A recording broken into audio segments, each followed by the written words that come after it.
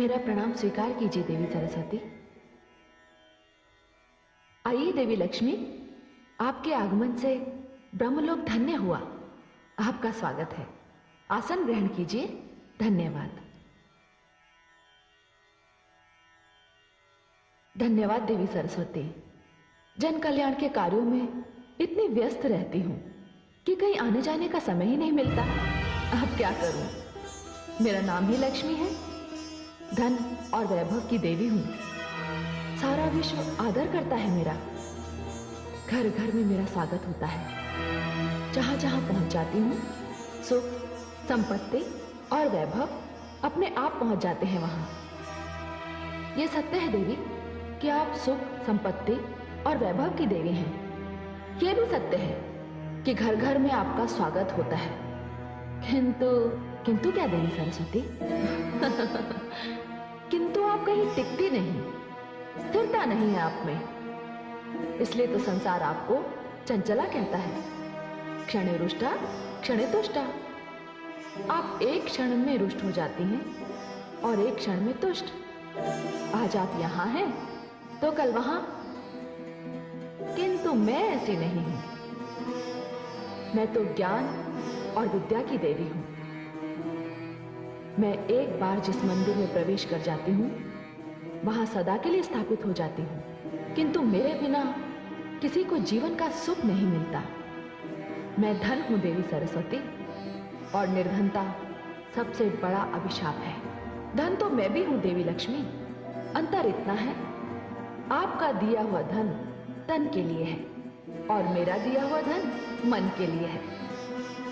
आपका दिया हुआ धन कोई भी चुरा सकता है, छीन सकता है, किंतु मैं तो विद्या हूं, ज्ञान हूं। मुझे ना तो कोई चुरा सकता है, ना छीन सकता है। और सबसे बड़ी बात तो यह है कि मेरा दिया हुआ धन जितना भी बांटिए उतना ही बढ़ता है। देवी सरस्वती, आप जानती हैं राजा को राजा क्यों कहते हैं? क्योंकि उसके पास मैं हूं। आप भूल रही हैं देवी लक्ष्मी, राजमुकुट का तब तक कोई अर्थ नहीं जब तक उसके पीछे राज तिलक का आधार ना हो, बल ना हो, संस्कार ना हो। और राज तिलक के पीछे शक्ति होती है मंत्र की, विद्या की, ज्ञान की। और सत्य तो यह है देवी लक्ष्मी कि जिसके पास मेरी दी हुई बुद्धि की शक्ति ना हो, उसके पास आपका दिया हुआ धन भी नहीं रह सकता। देवी सरस्वती, आपके पास थोथे शब्दों की कमी नहीं, आप तो बस वाणी ही वाणी हैं। देवी लक्ष्मी,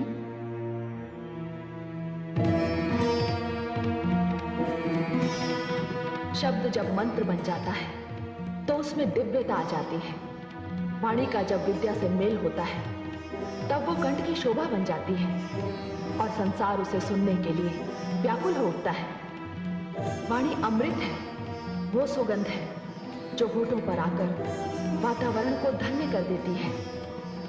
देवी सरस्वती, सत्य तो ये है कि मेरे आने से उदास वातावरण आनंदमय हो जाता है।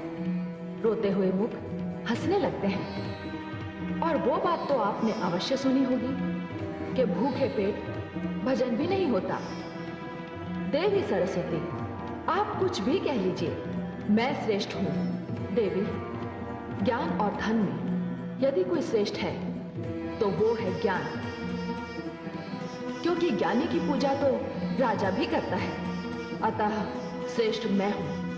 आप श्रेष्ठ हैं या मैं, हम दोनों इस विवाद में ना पड़कर इसका निर्णय भगवान विष्णु पर छोड़ते हैं कि हम दोनों में कौन श्रेष्ठ है। मुझे स्वीकार है तो चलिए।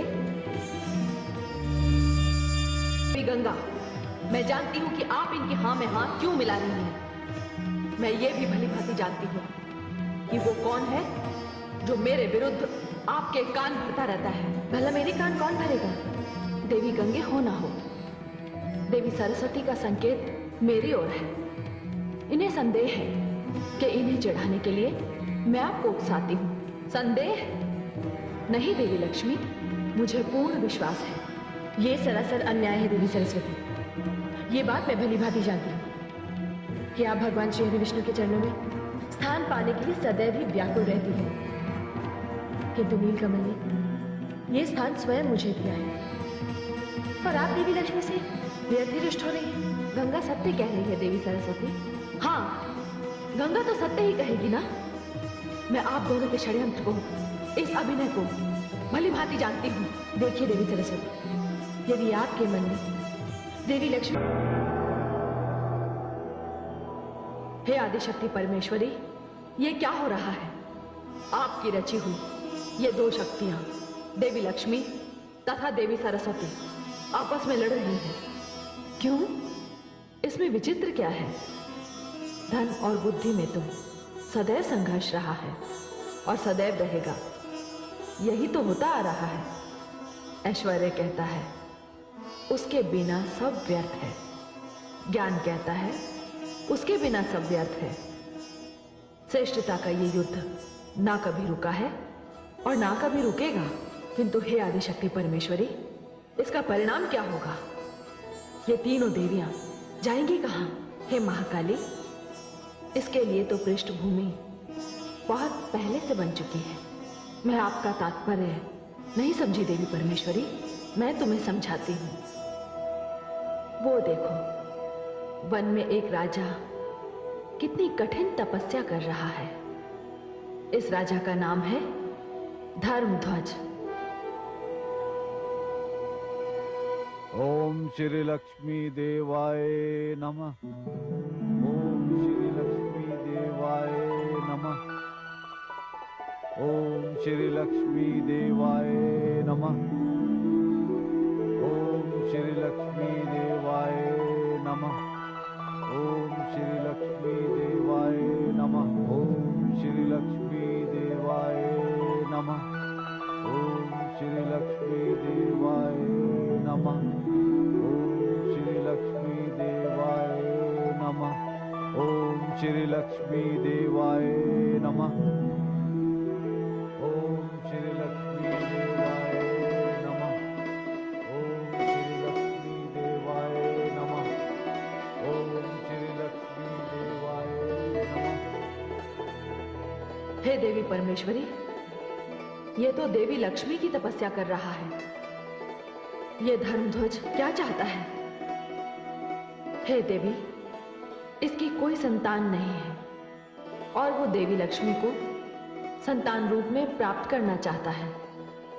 सच पूछो तो मेरी भी यही इच्छा थी कि ये देवियां स्वर्गलोक से पृथ्वी पर जाएं और पृथ्वी निवासियों के काम आए। हे देवी परमेश्वरी, ये कैसे होगा? देवी लक्ष्मी पृथ्वी पर तुलसी बनकर जन्म लेगी। देवी सरस्वती एक कल्याणकारी जलधारा के रूप में प्रकट होंगी और देवी गंगा को भागीरथ नाम का एक महान तपस्वी राजा धरती पर उतार कर ले जाएगा। हे देवी परमेश्वरी, यह सब आपकी इच्छा से हो रहा है। आपकी लीला अपरंपार है। मैं भी देखती हूं पृथ्वी पर उतर कर ये देवियां क्या करती हैं। किंतु इस समय तो देवी लक्ष्मी अपने शाप को लेकर बड़ी चिंतित है।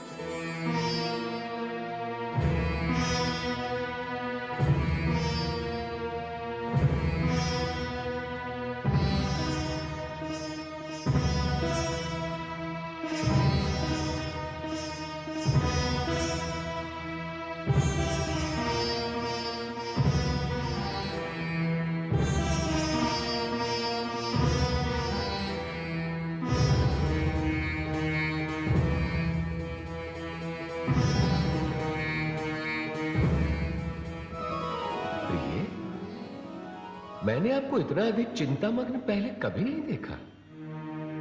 हे कमल लोचन, आप तो यूं ही योग निद्रा में थे। आपको तो ज्ञात भी नहीं होगा कि यहां देवी सरस्वती ने पधार कर क्या अनर्थ कर दिया। नहीं नहीं, मुझे तो कुछ भी ज्ञात नहीं। परंतु अनर्थ क्या हुआ? हे कमल लोचन, कहां मैं और कहां वो, और वो मुझे शाप देकर चली गई। श्राप? आपको श्राप? क्या श्राप दिया उन्होंने आपको? मानव योनि में जन्म लेने का। प्रिय, ये तो कोई श्राप ना हुआ, ये तो विधि ने पहले से ही रच रखा है। कदाचित आप ये नहीं जानते कि राजा धर्मध्वज आपको पुत्री रूप में प्राप्त करने के लिए आप ही की तपस्या कर रहे हैं। यदि आप उनका कष्ट देखेंगी तो आपका हृदय पिघल जाएगा और आपको उन्हें वर देना ही पड़ेगा। तनिक देखिए तो कि राजा धर्मध्वज की क्या स्थिति है। वन में तपस्या करते करते उनके शरीर पर धूल मिट्टी ने अपना डेरा जमा रखा है। वे कभी भी किसी भी भयानक वन्य प्राणी का आहार बन सकते हैं। आप तो करुणामयी है ना? जाने आपका ध्यान राजा धर्मध्वज की ओर क्यों नहीं गया?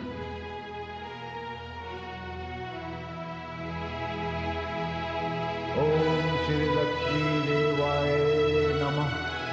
ओम श्री लक्ष्मी देवाय नमः।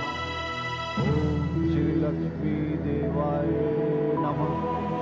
ओम श्री लक्ष्मी देवाय नमः। ओम श्री लक्ष्मी देवाय नमः। ओम श्री लक्ष्मी देवाय नमः। ओहो, हे कमल लोचन, महाराज धर्मध्वज तो सचमुच बड़े कष्ट में हैं। उनकी ये दशा देखी नहीं जा रही है मुझसे। मैं तो इसी समय जाकर उन्हें वरदान दे दूं, किंतु मैं आपके इस किंतु को भली भांति समझता हूं देवी। आप इस संकोच में हैं कि पृथ्वी पर जाकर आप में सारे गुण मानव वाले आ जाएंगे। हाँ कमल लोचन, और मैं आपसे दूर हो जाऊंगी और सारी दैवी शक्तियां भी मुझसे छिन जाएंगी। ये बात तो है, किंतु मानव में एक विशेष गुण तो है कि वो अपनी तपस्या के द्वारा कुछ भी प्राप्त कर सकता है। ठीक उसी प्रकार जिस प्रकार राजा धर्मध्वज को आप पुत्री के रूप में उसकी तपस्या के द्वारा प्राप्त होगी। हाँ, यह सत्य है, किंतु हे कमल लोचन, आपको मुझे सहयोग देना होगा। संसार में मैं आपके बिना कैसे रह पाऊंगी? हे प्रिय, आपसे दूर तो मैं भी नहीं रह सकता। मैं आऊंगा, आपके लिए अवश्य आऊंगा, क्योंकि आपको इस श्राप से मुक्त करने के लिए तो मुझे आना ही होगा। नहीं तो मेरा यह वैकुंठ अपनी शक्ति के बिना सूना सूना लगेगा। फिर आज्ञा दीजिए कमल लोचन, मैं प्रस्थान करती हूं।